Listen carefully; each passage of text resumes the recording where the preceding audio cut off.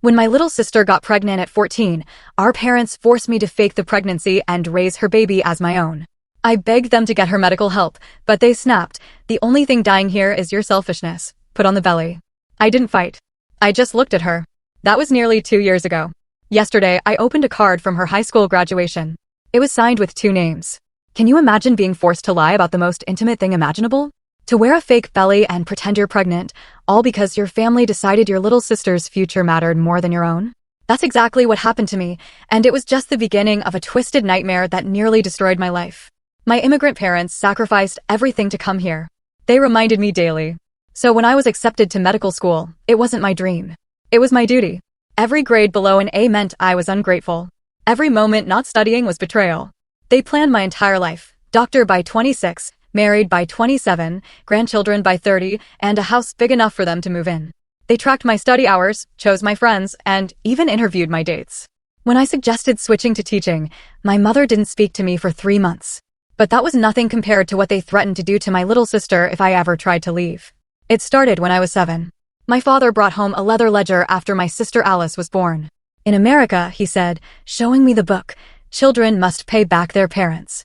See, here is your debt. He pointed to a figure, $73,492, itemized since birth. But Alice, he smiled at the baby, she's lucky she has you. That's when I learned the rules. Every point below 100 on my tests added $1,000 to what I owed. But worse, it meant Alice would have to start working younger. If you fail, my mother explained, she pays too. That's family. By middle school, the threats were specific. When I got an 89 on a science test, they made Alice, then 6, miss her meals. Your selfishness makes your sister hungry, they'd say. When I fell asleep studying, they'd wake Alice and make her stand in the corner. Your laziness steals her sleep. I tried to protect her, studied harder, slept less, but they always found failures. A yawn during tutoring meant Alice did my chores. A B+ meant she couldn't attend her friend's birthday party. They made sure she knew why. Your sister doesn't care about your happiness. The first time I mentioned wanting to leave for college out of state, they showed me documents they'd forged, bank accounts in my name, loans I'd never taken. We can destroy your future with one phone call, my father said. But we won't need to, because you won't abandon Alice to pay your debts. They were right. I couldn't leave her. High school was medical boot camp. Up at 4 a.m. for pre-study, school, tutoring, study until 2 a.m. repeat. When I begged for a break, they brought Alice to my room. Tell her, they commanded. Tell her you want a break while she suffers for your laziness. Alice, then 10, hugged me. It's okay, she whispered. I understand you're tired. That kindness broke something in me. I studied through migraines, nosebleeds, fainting spells, whatever it took to protect her. College meant leaving Alice behind. Don't worry, my mother smiled as I packed. Every failed test, every imperfect grade, Alice will help pay for it. They sent photos as proof. Alice doing my old chores, Alice eating alone while they dined out, Alice sleeping on the floor because I'd gotten a 94 on an organic chemistry exam. Come home and study properly, the text read. Or she suffers more. I couldn't, but I couldn't abandon her either, so I negotiated. Perfect grades meant Alice got privileges. Med school acceptance meant she could have friends. Every achievement, I unlocked a piece of her childhood. The contract came with my Harvard acceptance. 100% of my future income until the debt was paid. Now $340,000, then 75% for life. But hidden in subsection 47B was the real trap. If I defaulted, all debts transferred to Alice, starting immediately. She's 14, I protested. Old enough to work, my father said. Old enough to pay if you run. I signed. What choice did I have? Medical school nearly unalived me. They demanded daily reports, recorded phone calls where I recited my grades. Any slip meant punishment for Alice. When I got a B+ in biochemistry, they sent me a video of her crying, doing calculus problems at 3 a.m. Your sister's lazy, they told her. So, you must work harder. But Alice grew stronger than they expected. She started texting me in code, I'm okay, hidden in homework questions. Don't give up, tucked between math problems. I love you, signed in the corner of essays they made her write about disappointment. Senior year, I matched in pediatrics. The call was volcanic. Pediatricians make nothing. You've doomed us all. Alice will work factories to pay for your selfishness. That night, Alice called from a friend's phone. I got a full scholarship, she whispered, to boarding school in Switzerland. They can't reach me there. How? I asked, stunned. I've been planning since I was 12. Hiding money, forging their signatures, everything they taught you about suffering, I learned about escaping. She left that summer, disappeared completely, changed her name, cut all ties. Free. My parents raged, threatened, but without Alice as leverage, they had nothing. I had them right where I wanted them. The unraveling the silence that followed Alice's escape was deafening. My parents sat at the kitchen table for 3 days straight. The leather ledger opened between them, recalculating numbers that no longer mattered. I watched from the doorway as my father's pen scratched across the pages, adding compound interest to debts that would never be collected. My mother finally looked up on the third evening. Her eyes were hollow, but something darker flickered behind them.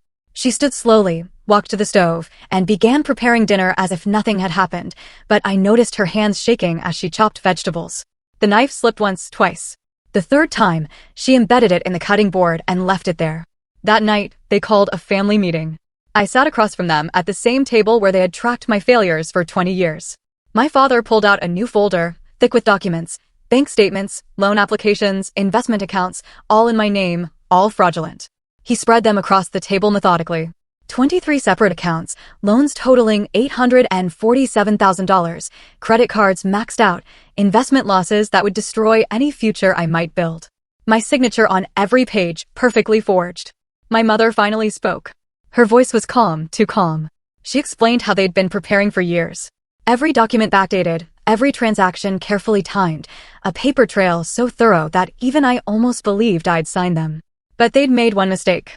In their rage over Alice's escape, they'd shown their hand too early. The newest documents were dated after Alice left, when they were too emotional to be careful. Inconsistencies in the signatures, wrong addresses, impossible timelines. I memorized every detail while pretending to crumble.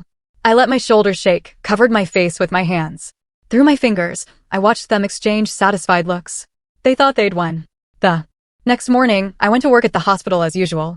During my lunch break, I visited the bank, not to withdraw money, but to request copies of all accounts in my name. The teller's expression changed as she pulled up screen after screen. She excused herself, returned with a manager. They gave me everything: transaction histories, account applications, security footage of my parents making deposits and withdrawals. They'd been sloppy, desperate, used their own IDs sometimes, left a trail of evidence in their haste to control me. I thanked the bank staff and left with 3 boxes of documents. In my car, I photographed every page, uploaded them to multiple cloud accounts, sent copies to a secure email that my parents didn't know existed. That evening, my parents were waiting in my apartment. They'd used their copy of my key. My mother sat on my couch, flipping through my mail. My father stood by the window, watching the street below. They wanted me to know they could enter my life whenever they chose. I acted surprised, then defeated. I slumped into a chair and asked what they wanted. My father smiled. The terms were simple: 100% of my income, immediately. Power of attorney over all my affairs. Weekly meetings to review my spending, and most importantly, I would help them find Alice. I nodded slowly, as if considering, asked for time to think. My mother laughed. Time? After 26 years of investment, we want returns now. She pulled out a new contract, even more binding than the last. Sign now, or they'd make the calls that would end my career before it began. I reached for the pen, hesitated. My hand shook as I brought it to the paper. Then I set it down and asked to read the contract first. My father's face darkened, but he nodded. Let the ungrateful child read. The result would be the same. The contract was a masterpiece of control. Every aspect of my life regulated, every dollar accounted for. But buried in the subsections were their real plans: access to my medical license to write prescriptions, authority to take loans in my name, power to make medical decisions for any future children I might have. They planned to use me as a puppet, a licensed doctor under their complete control. The earning potential, the respectability, the access to systems and databases. Everything they'd lost with Alice, they'd regained through me. I finished reading and looked up. Their faces were eager now, hungry. 20 years of investment about to pay off. I picked up the pen again, clicked it open, brought it to the signature line. Then I set it down again and smiled. The change in their expressions was instant: confusion, then anger, then something close to fear. I pulled out my phone, showed them the photos I'd taken at the bank, their faces in security footage, their signatures on fraudulent documents, their fingerprints on forged applications. My mother lunged for my phone. I stepped back, already uploading everything to social media. Not publicly, not yet, but to a private group of extended family, aunts and uncles, cousins, family friends who'd always wondered why I looked so tired, why Alice had disappeared. The evidence was overwhelming. 20 years of financial fraud documented in detail. Every forged signature, every illegal transaction, every threat recorded. Because I'd been recording our conversations for months, preparing for this moment. My father tried reasoning first. Family matters should stay private. What would people think? The shame it would bring? How it would reflect on me, their son, to expose them this way. When that didn't work, they switched to threats. They still had documents, still had ways to hurt me. But their threats felt hollow now. Without Alice as leverage, without the element of surprise, they were just two aging criminals who'd finally been caught. I gave them a choice: leave. Disappear like Alice had. Take whatever money they'd stolen over the years and start over somewhere else. Or stay and face the consequences when I made everything public. They didn't believe I'd do it. 20 years of conditioning told them I'd submit, that family honor would prevent me from exposing them, that the guilt they'd programmed into me would stop me from fighting back. I started typing a message to the family group. Attached the first document. My finger hovered over send. My mother was crying now. Real tears for the first time I could remember. My father's hands shook as he reached for the contract, as if signing it himself could fix everything. I hit send. The responses came immediately. Shock, anger, demands for explanation. My phone buzzed constantly as family members who'd been told I was successful, grateful, devoted, learned the truth. 20 years of lies unraveling in real time. My parents' phones started ringing. My father answered the first call, tried to explain, to minimize, but the evidence was too clear. The second call was angrier. By the third, he stopped answering. They left that night, packed what they could carry, and disappeared. No forwarding address, no goodbye, just gone, like Alice, but without her grace or planning. They left behind the leather ledger, still open to the page, calculating Alice's debts. I burned it in my sink, watching 20 years of manipulation turn to ash. But I kept the photos, the evidence, the recordings, not for revenge, but for protection. They were out there somewhere, planning, plotting, waiting. The aftermath and new beginnings. The family group chat exploded with support, offers of help, apologies for not seeing it sooner, stories of their own suspicions, moments when something seemed wrong, but they'd stayed silent. The uncle who'd noticed bruises, the aunt who'd wondered why we never visited, the cousins who'd been told we thought we were too good for them. I moved apartments the next week, changed my locks, updated all my passwords, froze my credit, started the long process of untangling the financial mess they'd created. Each step felt like shedding weight I'd carried so long I'd forgotten it wasn't part of me. Work became my refuge. The hospital, once a prison built from their demands, transformed into a place I'd chosen. Pediatrics, which they'd scorned for its low pay, became my calling. Every child I helped felt like honoring the childhood they'd stolen from Alice and me. But I knew they weren't finished. People like my parents didn't simply disappear. They regrouped. They planned. They waited for weakness. The extended family reported strange calls, questions about me, attempts to reconnect, to explain their side. I documented everything, every contact, every attempt. I built a file as thick as the one they'd built against me. But this time, the evidence was real. The crimes actual. The paper trail legitimate. 3 months later, I got a text from an unknown number. A single line: "Your sister says hello." My heart stopped. Was it them using Alice as bait? Or was it really her, finally safe enough to reach out? I stared at the message for hours. I analyzed every word, searched for hidden meanings, threats, traps. But sometimes a message is just what it seems. Sometimes sisters find ways to say hello across continents and years of silence. I typed back carefully, "Tell her I'm free too." The response came immediately: "She knows." She always knew you would be. That night, I slept without nightmares for the first time in 20 years. But I kept my phone close, my documents backed up, my evidence ready. Freedom was new, fragile. Something to be guarded, because I knew my parents were out there somewhere, planning their return. And when they came, I'd be ready. But for now, in this moment, I was free. Alice was free. And that was enough. The next morning brought new challenges. My parents had been busy in their exile. Letters arrived from collection agencies. Calls from creditors. The loans they had taken in my name were coming due. Each one a trap they'd set, triggered by their absence. I spent the day on the phone with fraud departments, explaining, providing evidence, starting the long process of clearing my name. Some believed me immediately. Others required lawyers, affidavits, police reports. The web they'd woven was intricate, designed to collapse if they ever lost control. But I had something they hadn't counted on: time and determination. Every fraudulent account closed felt like victory. Every cleared debt lifted weight from my shoulders. I was dismantling their machine piece by piece, gear by gear. The hospital administration called me in. Someone had sent them an anonymous letter detailing my family situation, suggesting I might be unstable, unreliable. The accusations were vague but damaging, the kind that planted doubt without proof. I laid out everything for them: the evidence, the fraud, the years of abuse, the escape. They listened, reviewed my documents, checked my work history. My record was spotless. My patients loved me. My colleagues respected me. The letter was dismissed, but the message was clear. My parents weren't done. The anonymous letter to my workplace was just the beginning. Over the following weeks, similar letters appeared at my landlord's office, my gym, even the coffee shop where I studied. Each one carefully worded to avoid outright lies while painting me as troubled, potentially dangerous. The barista, who'd served me for years, suddenly watched me with wary eyes. My landlord started finding excuses to inspect my apartment. I recognized my mother's handwriting in the careful loops and curves, disguised, but not enough. She'd taught me those same letters when I was 5, making me practice until my fingers cramped. Now she used them as weapons. The fraud departments moved slowly. Each cleared account required documentation, verification, waiting periods. Meanwhile, new accounts appeared faster than I could close them. Credit cards in my name arrived at old addresses. Loan applications surfaced at banks I'd never visited. My credit score plummeted daily. One evening after a particularly long shift, I found my apartment door slightly ajar. Nothing stolen, nothing obviously disturbed, but small things had shifted. A photo frame angled differently. Books rearranged on my shelf. My medical school diploma moved half an inch to the left. They wanted me to know they'd been there. I installed new locks, a security system, cameras. The next morning, I found a note slipped under my door. My father's handwriting this time. A single line, locks only work if you're inside. Attached was a photo of me at the hospital, taken from across the street.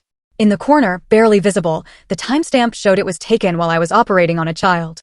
The extended family support began to waver. My parents had started their own campaign, phone calls at odd hours, sob stories about ungrateful children, twisted versions of events that painted them as victims. Some relatives began asking if maybe I'd misunderstood, if perhaps we could reconcile, if family wasn't worth preserving. My cousin Alexandra called one night, voice strained. My parents had visited her, bringing gifts for her children. They'd been charming, apologetic.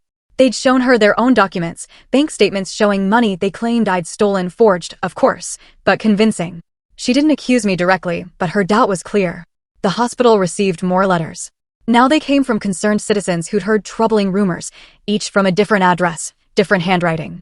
My parents had recruited help or learned to disguise their writing better. HR started documenting everything, building their own file. Not against me, they assured, but the scrutiny exhausted me. I began finding my car tires deflated, not slashed, nothing that would warrant police involvement, just flat enough to make me late. It happened randomly, unpredictably, sometimes twice a week, sometimes not for days. I started leaving earlier, checking my tires obsessively. The paranoia they wanted me to feel took root. My bank called about suspicious activity. Someone had tried accessing my accounts from multiple locations. The attempts failed, but each one triggered security protocols that froze my cards. I'd stand at grocery stores, gas stations, restaurants, while my cards were declined. The embarrassment was intentional, calculated. Then came the packages, delivered to my workplace, my home, addresses of extended family. Nothing threatening, nothing illegal, just photos from my childhood, report cards showing less than perfect grades, medical bills from when I'd been sick and couldn't study.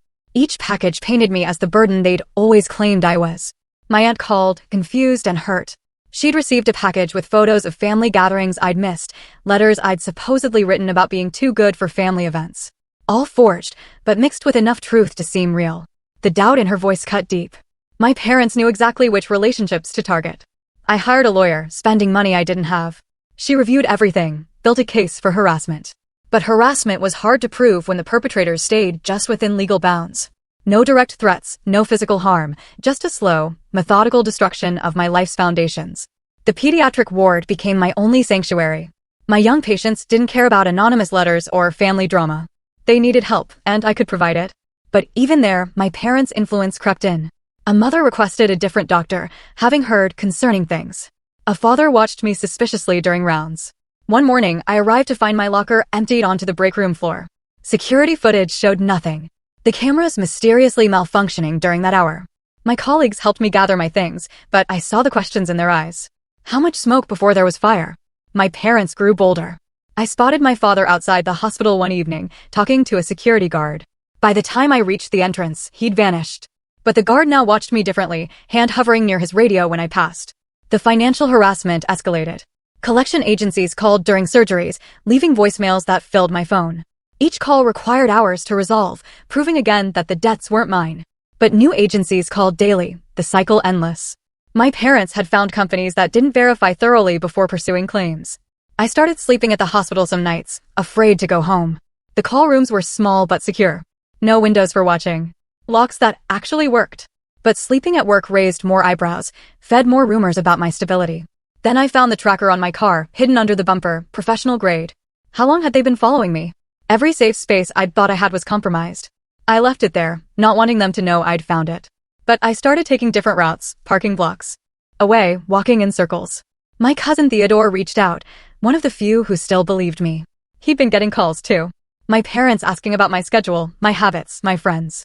He'd refused to answer, but others might not. My entire extended network had become potential informants. The breaking point came when I received a letter at work, not anonymous this time, from a patient's family withdrawing their child from my care. They'd received information about my background that concerned them. Attached was a copy of what they'd been sent, photos of me looking exhausted during residency, medical records from my stress-related health issues, all twisted to suggest incompetence. I sat in the break room, the letter trembling in my hands. 20 years of sacrifice to become a doctor. And they were systematically destroying it. Not through lies alone, but by weaponizing truth. Every moment of weakness I'd shown while protecting Alice now served their narrative. That night, I called the unknown number that had claimed to be from Alice. No answer. I texted, begging for confirmation it was really her. Hours passed, then a response. They're watching this number now. Find another way. My parents had discovered even that thin connection. I deleted the messages, but the damage was done. They knew Alice and I had contact. The hunt would intensify. I started documenting everything obsessively, every flat tire, every strange call, every moved object in my apartment. The file grew thick, but what good was evidence when the harassment was designed to be unprovable? Death by 1,000 invisible cuts. My hospital supervisor called me in again. More complaints had arrived. Nothing actionable, but the volume was concerning.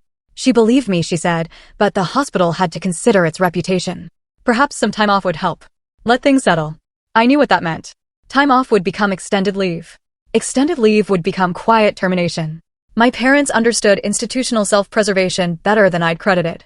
They didn't need to destroy me directly. They just needed to make me too much trouble to keep. That evening, I found my apartment ransacked, not burglarized, nothing stolen, but every drawer opened, every paper scattered. My medical diplomas were stacked on the kitchen table. My parents' signatures added to the corners in red ink. We made this possible. The message was clear. I called the police. They took notes. Looked at the security footage that showed nothing. No forced entry, no evidence of intruders, just an apartment that looked like its occupant had torn it apart. I saw their exchanged glances. Another unstable doctor overwhelmed by stress. My lawyer called with bad news. The harassment case was weak. Everything could be explained away. Coincidences, misunderstandings, family disputes that didn't rise to criminal level. She'd keep building the file, but warned me to lower expectations. The next morning brought a new crisis. My medical license was under review. Anonymous complaints had been filed with the board. Nothing specific enough to act on immediately, but enough to trigger investigation. The review would take months. During that time, every aspect of my career would be scrutinized. I drove to work in a daze. In the parking garage, I found my father waiting by my car. He didn't approach, didn't speak, just stood there watching. When security arrived, he was gone. But the message was delivered. They could reach me anywhere. Inside, I found my schedule had been adjusted. Fewer surgeries, more paperwork, administrative tasks that kept me away from patients. The hospital was protecting itself, creating distance. My colleagues were sympathetic but careful. Association with trouble was contagious. That afternoon, I received a package at the nurse's station. Inside, a photo album. I recognized pictures from my childhood, but altered. My face scratched out in every image. Alice's too. In their place, red ink calculations, dollar amounts, hours owed, debts that would never die. I locked myself in a supply closet and broke down. 20 years of strength crumbled. They were winning without violence, without breaking laws. They were dismantling my life piece by piece. Every achievement, every relationship, every safe space violated. My phone buzzed. An email from an unknown address. Subject line, from A. My hands shook as I opened it. A single sentence, check the old hiding spot. My heart raced. Alice and I had shared a hiding spot as children, a loose brick in the basement wall where we'd left notes when speaking was dangerous. But going to my parents' house was insane. It had to be a trap. They wanted me to trespass to give them legal ammunition. But what if it was really from Alice? What if she'd found a way to help? I spent the rest of my shift distracted. Every patient interaction felt hollow. My mind was in that basement, wondering what message might be waiting. By evening, I decided I had to know. The drive to my childhood home felt like traveling back in time. Each familiar street carried memories of walking to school, shoulders bent under the weight of textbooks and expectations. The house looked exactly the same, pristine lawn, perfect paint, no sign of the dysfunction within. I parked a block away and waited. Lights went out at exactly 10 p.m., as they had for 20 years. My parents' routines were fixed. Predictable. I waited another hour, then approached through the backyard. The basement window still had the same broken latch I'd never reported, afraid of the punishment for breaking it. Inside, the basement smelled of mildew and old paper.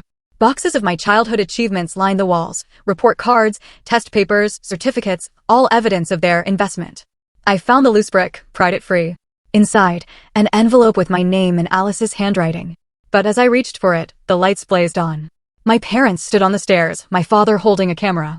They'd been waiting. The email wasn't from Alice, just another manipulation, another trap. Now they had photos of me breaking into their home. My mother smiled coldly. She explained their new terms. I would sign over power of attorney. I would give them full access to my finances. I would help them find Alice. Or the photos would go to police, my employer, the medical board.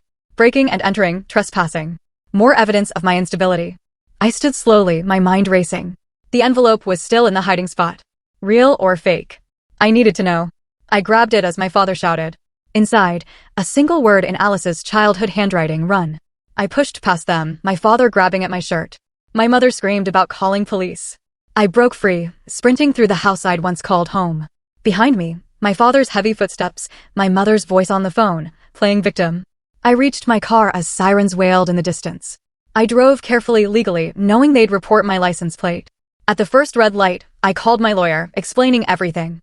She told me to drive directly to the police station to file my own report first, to control the narrative.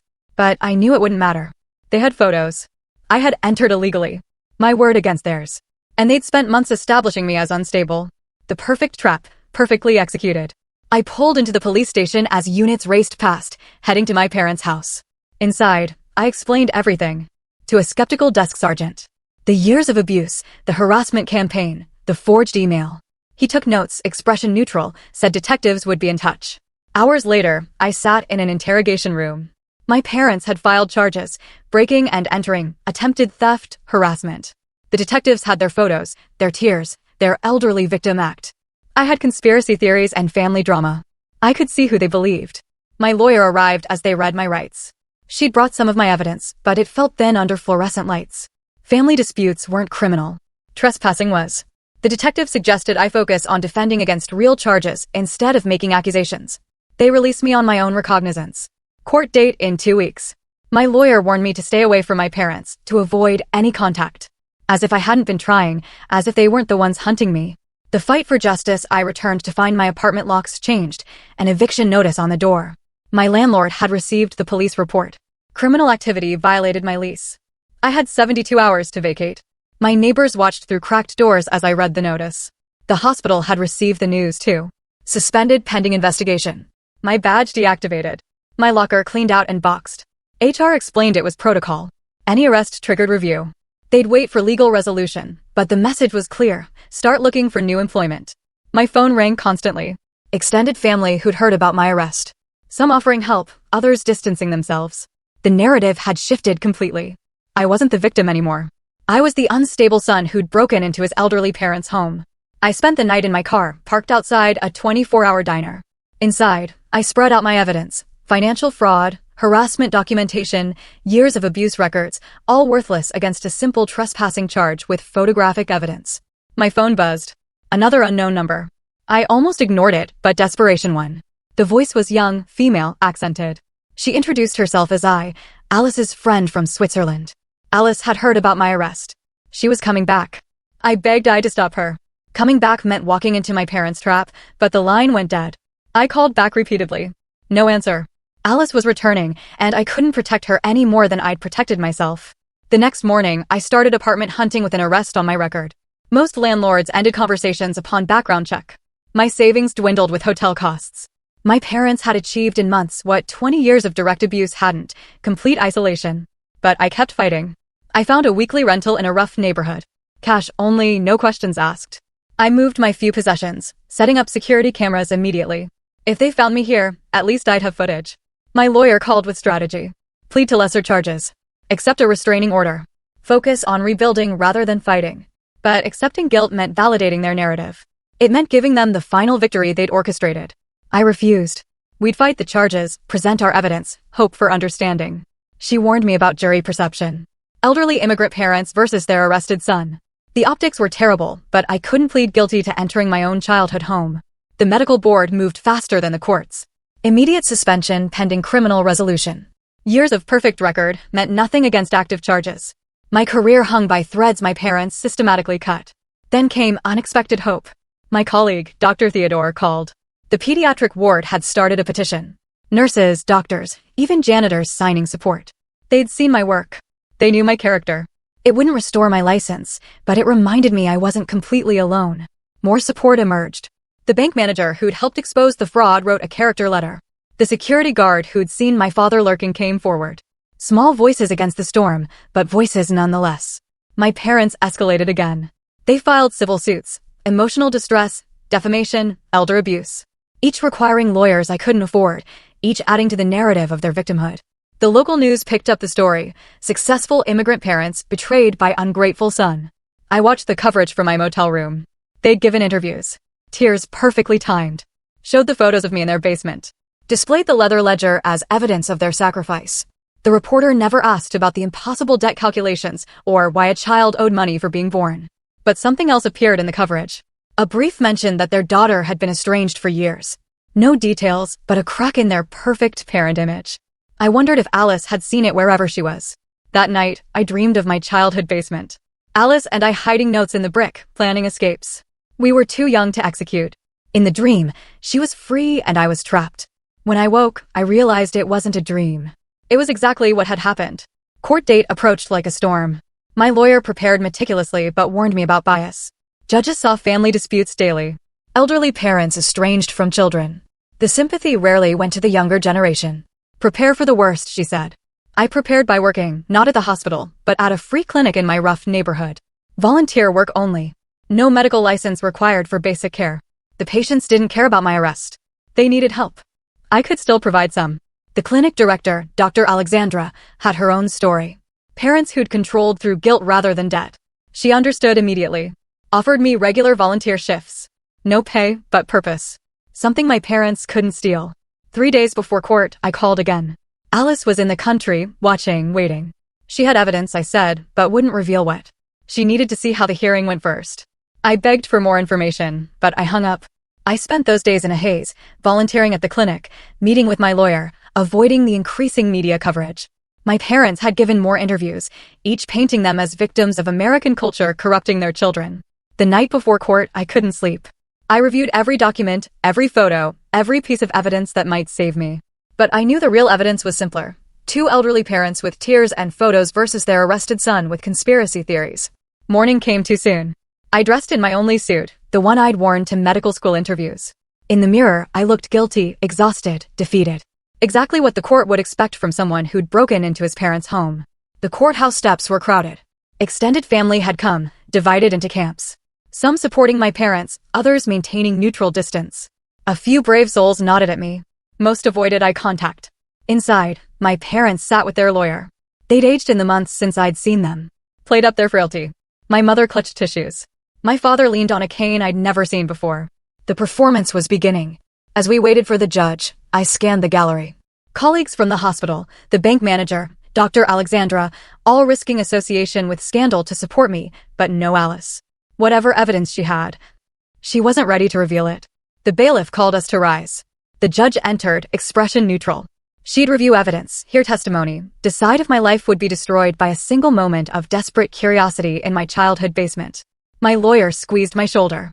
Whatever happened, we'd presented truth. Sometimes that was all you could do. Stand up to lies with facts and hope someone listened. Hope the system worked. Hope that 20 years of manipulation would finally be exposed. As the prosecutor began outlining the charges, I straightened my shoulders. My parents had taken my home, my career, my reputation. But they hadn't broken me. Not completely. And somewhere out there, Alice was watching, waiting, planning. The middle act of our story was ending. The final confrontation approached. Everything they'd built would come crashing down. I just had to survive long enough to see it happen. The prosecutor's opening statement painted me as unstable, dangerous. A a son who terrorized his elderly immigrant parents. The photos were damning, me caught in their basement at night, their frightened faces, the broken window latch I'd used to enter. My lawyer countered with context, 20 years of documented abuse, financial fraud totaling hundreds of thousands. But context felt weak against those photos. The judge's expression remained neutral, giving nothing away. During the first recess, I noticed movement in the gallery. A young woman I didn't recognize slipped into a back row seat. Dark hair, European features. My heart raced. Could it be Alice? But when I looked again, she'd moved, always keeping her face partially hidden. The prosecution called my parents first. My mother took the stand slowly, playing up her age. She described finding me in their home. The terror she'd felt, how I'd pushed past them, assaulted them in my escape, lies wrapped in tears, delivered perfectly. My father followed, leaning heavily on his cane. He spoke of their sacrifices, their love, their confusion at my behavior. He produced the leather ledger, showing the judge their careful accounting of expenses, normal parental record-keeping, he claimed. Nothing sinister. My lawyer's cross-examination revealed cracks, the impossible debt calculations, the forged signatures on loan documents. But my parents had answers for everything, cultural differences, misunderstandings, their poor English, leading to confusion. They'd prepared well. During lunch break, I received a text from an unknown number. A single word, soon. I scanned the courthouse, searching for Alice or whoever was helping her. Nothing. Just families dealing with their own dramas, their own pain. The afternoon brought character witnesses. The bank manager testified about the fraudulent accounts, the clear evidence of forgery, but the prosecutor twisted it. Maybe I'd opened those accounts myself. Maybe I was setting up my parents, creating evidence for this moment. Dr. Alexandra spoke about my volunteer work, my dedication despite everything. The prosecutor questioned why I was working for free. Was it guilt? An attempt to rehabilitate my image. Every positive became suspicious in his hands. The security guard described seeing my father lurking outside the hospital, but under cross-examination, he admitted he couldn't be certain. It was dark. The man had walked away quickly. Maybe it was someone else entirely. As the first day ended, I felt the case slipping away. Truth was complicated, messy. Lies were simple, clean. My parents had crafted the perfect narrative, elderly immigrants betrayed by their westernized son. A story everyone could understand. That night, in my motel room, I found an envelope slipped under my door. Inside, photocopies of documents I'd never seen. Bank records from accounts my parents had hidden, transfers to relatives overseas, proof they'd been siphoning money for years, far beyond what they'd claimed I owed. But there was more. Medical records from when Alice was 12, emergency room visits they'd hidden, documentation of injuries consistent with abuse, notes from a concerned doctor who'd tried to investigate but hit dead ends. Evidence they'd hurt her in ways I'd never known. I called my lawyer immediately. She reviewed the documents. Excitement building. This changed everything. But where had they come from? Without a source, their authenticity would be questioned. We needed whoever had provided them to come forward. The second day of hearings began with my testimony. I told my story from the beginning. The leather ledger, the threats, Alice's suffering, my parents' escalating control. The jury listened, but I saw skepticism in some faces. It sounded too extreme, too calculated. The prosecutor's cross-examination was brutal. He highlighted every inconsistency, every moment that strained credibility. Why hadn't I reported the abuse? Why had I signed contracts if I was being coerced? Why break into their house instead of handling things legally? During a break, the mysterious woman appeared at my lawyer's side. They spoke quietly, urgently. My lawyer's eyes widened. She requested an immediate meeting with the judge. Something significant was happening in the judge's chambers. My lawyer presented the new evidence, the hidden bank accounts, the medical records. The judge reviewed them carefully, asked about their source. My lawyer hesitated, then explained that a witness had come forward but needed protection before testifying. The judge agreed to a closed session. The courtroom was cleared except for essential personnel. The mysterious woman was brought in through a side door. When she turned to face the court, my breath caught. It wasn't Alice, it was I. Alice's friend from Switzerland. She introduced herself, explained her connection. Alice couldn't return without risking her safety, but she'd sent I as her representative. I had documents, recordings, proof of everything. She produced Alice's journals from childhood, documenting the abuse in heartbreaking detail. Photos of bruises my parents had inflicted when I'd failed tests. Audio recordings Alice had made secretly, capturing their threats. Evidence I'd never known existed. But the most damaging evidence was recent, emails between my parents and relatives overseas, planning to flee the country with stolen funds. Discussions about silencing me permanently. Plans to find Alice using private investigators. Their desperation laid bare in digital form. My parents' lawyer objected frantically. The evidence was obtained illegally. It was hearsay. It was prejudicial. But the judge allowed it piece by piece. The truth was finally being heard. When court resumed publicly, my parents' demeanor had changed. The confidence was gone. They sat rigid, whispering urgently with their lawyer. The tide had turned, and they knew it. The prosecutor tried to salvage his case. He questioned Ai's credibility, her motives, but she remained calm, precise. She'd brought receipts for everything: Swiss bank records showing Alice's financial independence, school records proving she'd earned her scholarship legitimately, medical evaluations documenting her trauma. My mother broke first. When confronted with the medical records of Alice's injuries, she began sobbing. Real tears this time, but not of remorse. Tears of rage at being exposed. She turned on my father, blaming him. He responded in kind. Their united front crumbled spectacularly. The judge called a recess to restore order. In the hallway, extended family members who'd supported my parents looked shell-shocked. The cousins who doubted me apologized. The aunts who'd received packages now understood the manipulation. The family narrative was rewriting itself in real time. When proceedings resumed, my parents' lawyer requested a meeting. They wanted to negotiate, drop the criminal charges, and they'd drop their civil suits, leave the country quietly, disappear from our lives forever, the deal they should have taken months ago. But I wasn't the same person who'd offered that deal. They'd cost me my job, my home, my reputation. They'd tried to destroy me completely. Now I wanted justice, not just escape. The judge made her decision. The breaking and entering charge stood, but with context. Probation, community service, nothing that would further damage my career. But she recommended the prosecutor investigate my parents for fraud, extortion, and child abuse. The hunters had become the hunted. My parents were arrested that afternoon. Fraud charges based on the evidence I'd gathered. Child abuse charges based on Alice's documentation. Extortion based on their recent actions. They were released on bail, but with conditions. Surrender their passports, no contact with Alice or me, weekly check-ins with authorities. I watched them leave the courthouse. Suddenly frail without their power. My mother clutched my father's arm, but there was no affection in it. Just two criminals bound by mutual destruction. They'd built their life on controlling their children. Without us, they had nothing. Reclaiming my life, the extended family rallied around me, offers of places to stay, job connections, loans to rebuild. The same network my parents had tried to turn against me now became my support system. The truth had set more than just me free. Dr. Theodore called with news. The hospital would review my suspension once the criminal matter was resolved. The petition had grown to hundreds of signatures. My colleagues wanted me back. My patients needed me. There was a path forward. The medical board proved more challenging. The review process would continue, but the context helped. Letters of support poured in. Character witnesses lined up. The board agreed to expedite the review, understanding the unique circumstances. I stayed for a week, helping me navigate the aftermath. She brought messages from Alice. My sister was thriving in Switzerland, studying psychology, understanding our trauma. She'd built a life free from our parents' influence. She was proud of me for fighting back. We video called once briefly. Alice looked older but peaceful. She dyed her hair, changed her style, become someone our parents wouldn't recognize. We didn't talk about the past, just the future, her graduation, my eventual visit, the relationship we'd rebuild on our own terms. My parents' trial proceeded without me. I'd testified enough, given enough of my life to their drama. The evidence spoke for itself. They were convicted on multiple counts. No jail time due to their age, but hefty fines, restitution, and permanent restraining orders. They lost everything fighting the charges.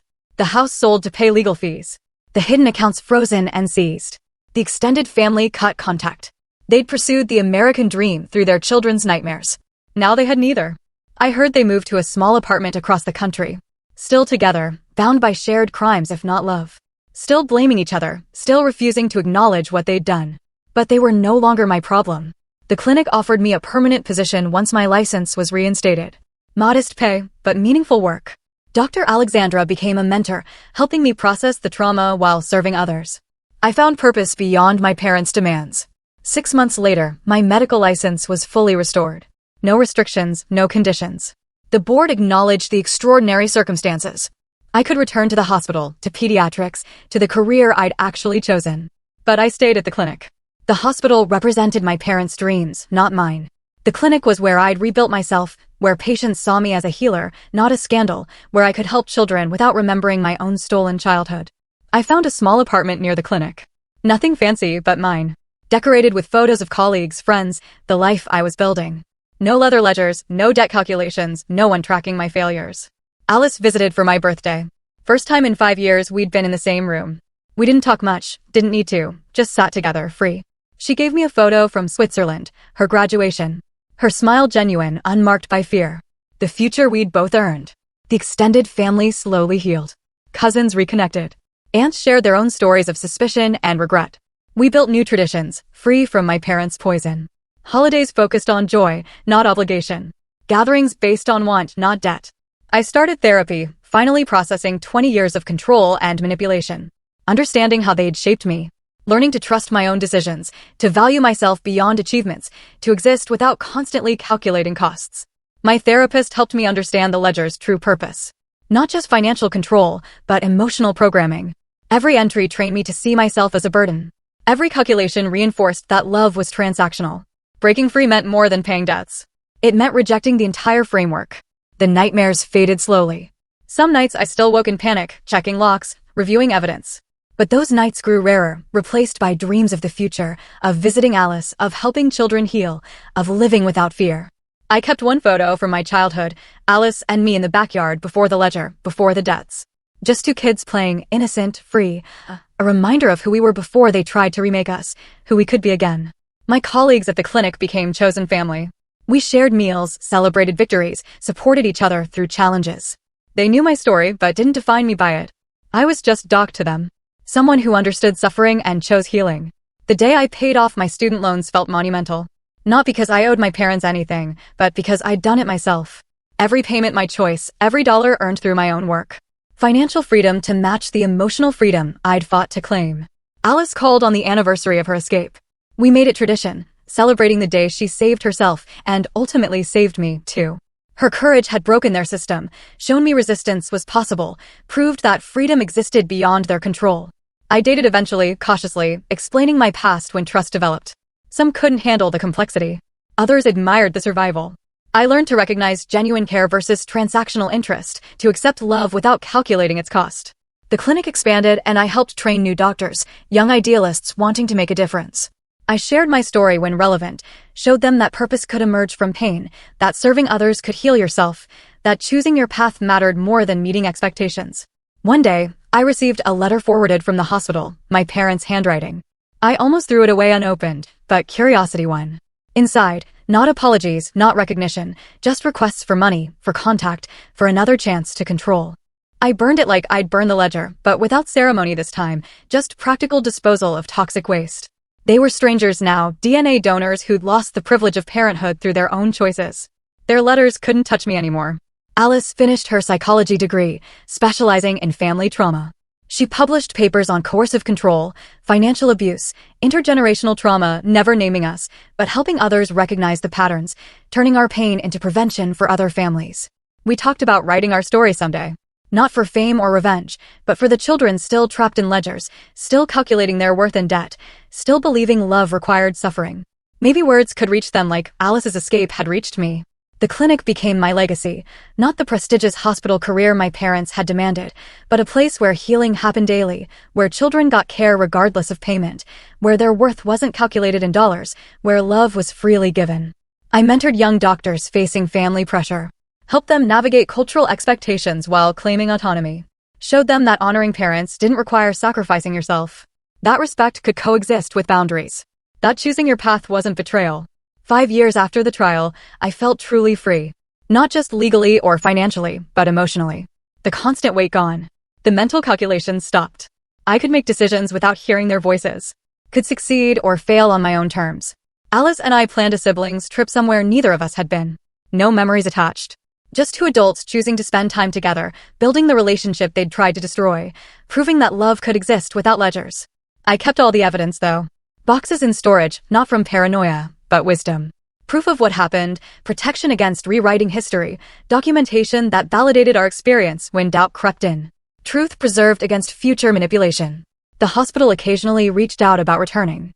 Prestigious positions, better pay, but I stayed at the clinic. Success meant something different now.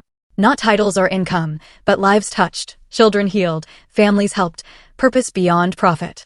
My apartment filled with thank you cards from patients, drawings from children, photos from families.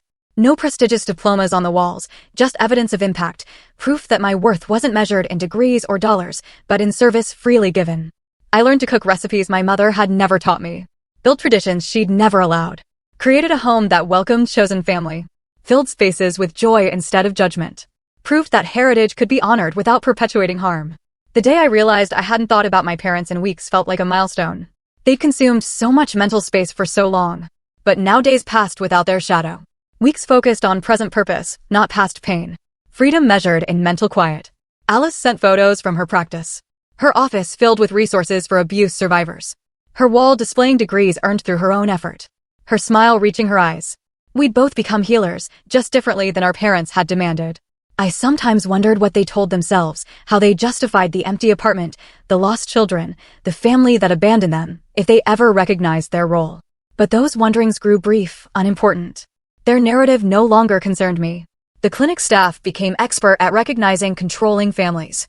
We developed protocols for protecting vulnerable children, created resources for those trying to escape, built networks of support, turned our trauma into systemic change, one family at a time. My life settled into rhythm. Morning runs without checking for surveillance. Work without fear of sabotage. Evenings with friends who knew my worth wasn't calculated in achievements. Weekends free from obligation. Simple pleasures they'd taught me to see as selfish. I dated a fellow doctor who understood complicated families. She had her own stories of expectation and control. We built something based on mutual respect, not transaction. Love without ledgers, partnership without power games. Everything they'd said was impossible. The anniversary of Alice's escape remained our most important holiday. More than birthdays or traditional celebrations, the day she saved us both. We'd call, share updates, remind each other how far we'd come. Siblings by choice now, not just birth. 10 years later, I barely recognized the person I'd been. The exhausted medical student calculating every failure's cost. The desperate son trying to protect his sister through perfect grades. That person felt like a character in someone else's story. Real but distant. Alice visited for a conference, staying with me instead of a hotel. We cooked together, laughed at inside jokes, built new memories over old foundations. Our parents had tried to make us competitors for their approval. Instead, we'd become each other's strongest supporters. She brought her partner, someone who understood her history without defining her by it. Watching them together showed me what healthy love looked like. No calculations, no debts, just two people choosing each other daily. The relationship model we'd never seen growing up. We visited the old neighborhood once, drove past the house where we'd learned that love meant ledgers. It looked smaller than memory suggested, just a house where sad things happened, no power over us anymore. We didn't even slow down. The clinic honored me for 10 years of service. No grand ceremony, just cake in the break room, stories from colleagues about lives I'd touched, patients who'd returned to visit, families who'd found hope, the only recognition that mattered anymore. I thought about the leather ledger sometimes. Wondered if burning it had been enough, if I should have kept it as evidence of their sickness. But destruction felt right. Some things deserved to become ash. Some records needed to disappear completely. Alice published her book on family financial abuse. Academic but accessible. I read it in one sitting, recognizing our story in clinical terms. She'd transformed our trauma into scholarship, helped others understand what we'd lived, gave language to experiences that felt unspeakable. My parents never attempted contact again after that final letter. Maybe they'd found new victims. Maybe they'd finally turned on each other completely. Maybe they'd learned to live with consequences. I'd never know and no longer cared. Some stories didn't need endings. The young doctors I mentored went on to their own successes. Some chose prestigious paths, others followed service. All did it on their own terms. I'd helped them see that success had many definitions, that worth wasn't singular or calculable, that choosing mattered. I kept Alice's photo on my desk, her graduation, her freedom, a daily reminder of what courage looked like, what escape cost, what survival meant. When young doctors complained about family pressure, I'd share her story, proof that breaking free was possible. The clinic expanded again. We hired social workers, added mental health services, created comprehensive care that addressed more than physical symptoms, healing whole families, not just individuals. Building the support system we'd wished existed when we needed it. My chosen family grew. Friends who'd stood by me during the trial. Colleagues who'd signed petitions. Patients who'd become advocates. Love multiplied when freely given. Connections strengthened by choice, not obligation. The family my parents had tried to isolate me from. I learned to accept help without calculating its cost. To give without expecting returns. To exist without constant transaction. The ledger's programming faded slowly, but it faded, replaced by healthier patterns. By understanding that worth wasn't earned, but inherent. Alice and I started a foundation, small, focused, helping young adults escape financial abuse, providing resources, legal aid, temporary support. We named it after the hiding spot where we'd left notes, where communication survived despite surveillance, where hope lived in hidden spaces. The work felt like redemption. Not for us, but for the children we'd been, for the protection we'd wished existed. Every person helped was a victory over the ledger. Proof that cycles could break, that control could be overcome, that freedom was achievable. My life became unremarkable in the best way. No drama, no constant crisis, just steady purpose. Daily choices made freely, relationships built on trust, work that mattered, the boring beauty of autonomy. Everything they'd said would be impossible without them. I thought of them on their birthdays sometimes, not with longing or anger, just acknowledgement that they existed, that they'd shaped me through opposition, that surviving them had taught me strength. But the thoughts passed quickly, replaced by present purpose. The clinic's walls filled with success stories. Children who'd grown up healthy, families who'd found support, communities that had healed. No prestigious awards, no media recognition, just quiet accumulation of lives touched, the only legacy that mattered. Alice called one random Tuesday. No anniversary or occasion, just wanted to hear my voice. We talked about nothing important, weather, work, what we'd eaten for lunch. The casual connection we'd never been allowed, the simple pleasure of siblings who actually liked each other. I realized I'd stopped calculating. No mental ledger tracking failures, no constant computation of worth, decisions made without referencing their values, opinions formed without their influence. The final freedom, forgetting to remember them. The young doctor shadowing me asked about work-life balance. I laughed, remembering when life was all work, all calculation. I explained that balance meant choosing, that worth existed beyond achievement, that success included rest, lessons learned through painful experience. My apartment became a gathering place. Dinners with chosen family, game nights with colleagues, holiday celebrations with others estranged from birth families.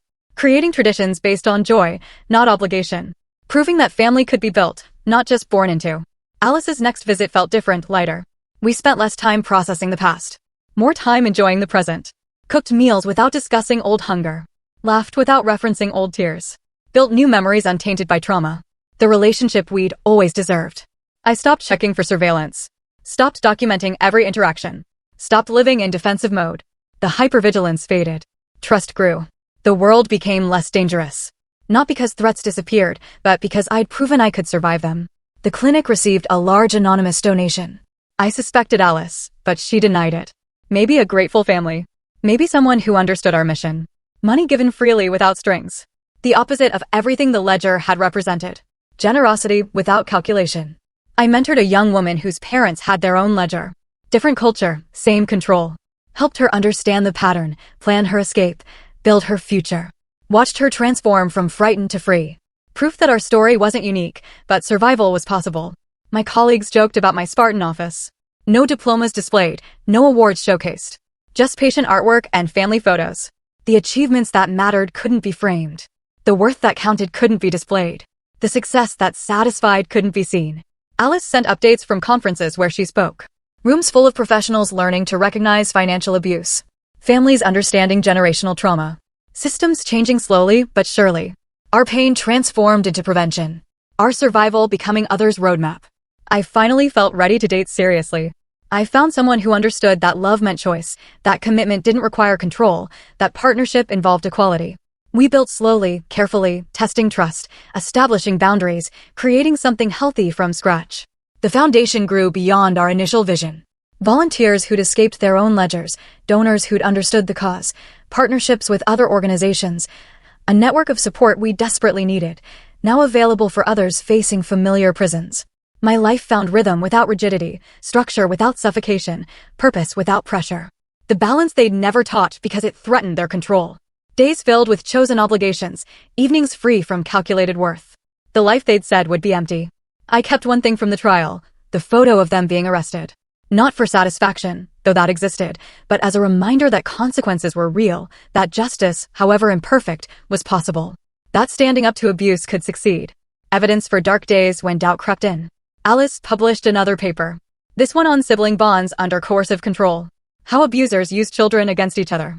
How survival often meant temporary separation. How healing required rebuilding connection. Our story in academic language. Helping others understand. The clinic became a teaching hospital affiliated. Students rotating through, learning that medicine meant more than procedures. That healing addressed more than symptoms. That worth wasn't measured in billing codes. The lessons I'd learned too late passed on earlier. I spoke at the medical school occasionally. Not about my story specifically, but about recognizing abuse, supporting colleagues, facing family pressure, maintaining boundaries while respecting culture. The talk I'd wish someone had given when I was drowning in expectations. My chosen family evolved as people moved, married, changed, but the core remained. Those who'd stood by during the trial, who'd believed when evidence felt thin, who'd offered support without calculating its cost. The family built on choice, not chance. Alice and I planned our parents' eventual funeral arrangements. Not from obligation, but practicality. Simple cremation, no service, no gathering of mourners who'd enabled them. Just basic disposal. When time came, the final boundary, refusing to perform grief we didn't feel. I realized I'd found happiness. Not the desperate achievement they demanded, but quiet satisfaction, daily purpose, genuine connections, the life they'd called selfish. The existence they'd said would shame them. The freedom they'd tried to prevent. The ledger's shadow finally lifted completely. No longer influencing decisions, no longer calculating worth. Just a historical artifact from a painful past. Proof of what I'd survived. Evidence of what I'd overcome, but no longer defining present or future. Alice visited for my 40th birthday. We looked at old photos, marveling at the children who'd survived, who'd protected each other imperfectly but genuinely, who'd found different paths to freedom, who'd rebuilt connection from destruction. Siblings by birth, friends by choice. She brought news. Our parents were ill, aging, alone, still together in their misery, still refusing accountability. The extended family had shared updates, wondering if we'd reconcile, if illness would soften our boundaries, if approaching death would inspire forgiveness. We discussed it briefly, decided nothing had changed. Illness didn't erase abuse. Age didn't excuse cruelty. Approaching death didn't demand reconciliation. We'd grieved our parents years ago. These strangers' mortality meant nothing. The decision felt clean, clear. The clinic celebrated 15 years of my service. Colleagues shared stories. Patients returned to visit. The impact was tangible, visible. Lives changed. Families healed. Communities strengthened. The legacy that mattered, the worth that counted, the success that satisfied. I trained the next generation of clinic doctors. Taught them to see beyond symptoms. To recognize hidden abuse, to offer resources without judgment, to understand that healing meant more than medicine, that sometimes the prescription was simply believing someone's truth. Alice's foundation merged with ours, international reach now, resources in multiple languages. Culturally sensitive approaches, recognizing that financial abuse crossed all boundaries. That ledgers existed everywhere. That freedom required support. My life settled into contentment. Morning coffee without anxiety, work without desperation, evenings without calculation, weekends without obligation, the simple pleasure of autonomous existence, of choosing daily, of living freely, of being enough without proof. I sometimes taught at Alice's conferences. Two siblings sharing different perspectives on survival. How abuse affected each child differently. How escape required different strategies. How healing happened at different paces. Our story instructive without being prescriptive. The clinic expanded mental health services. Hired trauma specialists. Created comprehensive care addressing root causes. Healing generational patterns. Breaking cycles. Building healthier families. The work we'd wished existed when we needed it. Now available for others. My relationship deepened into marriage. A partnership of equals. Decisions made together. Finances shared without control. Love expressed without calculation. The healthy model we'd never witnessed. Built from scratch, proven possible despite our programming. Alice became godmother to my children. Taught them their worth was inherent. That love wasn't transactional. That family meant choice. The lessons we'd learned late passed on early. The cycle broken. The pattern changed. The future different. We created new traditions, holidays celebrating freedom, anniversaries marking survival, gatherings based on joy. No ledgers, no debts, no calculations, just connection, just choice, just the family we'd built from the ashes of the one we'd escaped. The foundation helped thousands escape their own ledgers. Each success proving parents wrong. That we weren't selfish. That our freedom mattered. That breaking free helped others. That survival was service. That our worth multiplied when shared freely. I found peace in the ordinary.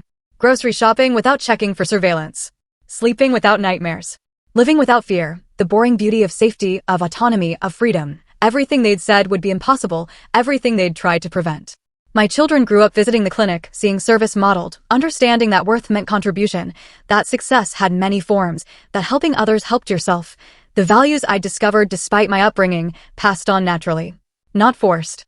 Alice wrote about our parents' deaths when they came, clinical, detached, analyzing how abusers often died alone, how consequences accumulated, how bridges burned, stayed ash, the academic distance that let her process, the professional framework that contained personal pain. We didn't attend the funerals, sent no flowers, felt no guilt. The extended family understood by then. Our absence spoke louder than presence would have. The final boundary held. The last test passed. The ultimate proof that we'd truly broken free. Their estate was minimal. The wealth they'd accumulated through fraud long gone, legal fees, restitution, failed schemes.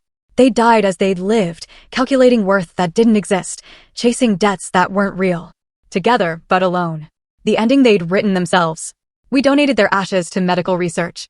The final utility, the last transaction, bodies serving science since lives had served only themselves. No grave to visit, no marker to maintain, no shrine to their memory, just disposal, just done. The clinic thrived, expanded to multiple locations, trained hundreds of doctors, served thousands of families, built the alternative to for-profit medicine, proved that healing didn't require wealth, that worth wasn't measured in billing. That service satisfied more than success. My marriage produced children who knew only healthy love, who never calculated their worth, who understood that grades mattered less than growth, that achievement meant contribution, that family meant support. The childhood we'd never had, given freely to them. Alice's books became required reading in psychology programs. Our story anonymized but recognizable. Teaching others how financial abuse operated, how children survived, how healing happened, how cycles broke, the personal made educational, the painful made purposeful. I retired from the clinic at 65. Not because I had to, but because I could. The freedom to choose, to rest, to exist without constant productivity. The luxury they'd said we'd never afford. The life they'd said would be wasted. The peace they'd tried to prevent. My days filled with grandchildren. Teaching them to cook. Reading stories. Building memories. No ledgers. No calculations. Just presence. Just joy. Just the relationships that mattered, the connections that counted, the love that lasted. Alice and I grew old differently than our parents, surrounded by chosen family, supported by those we'd helped, connected through genuine care, the wealth that mattered, the success that satisfied, the worth that couldn't be calculated, the freedom we'd fought to find. Whoa, time seriously flies when you're out here tossing truth bombs and stacking real kindness instead of fake IOUs. Catch you next time, legends. Subscribe for more content like this.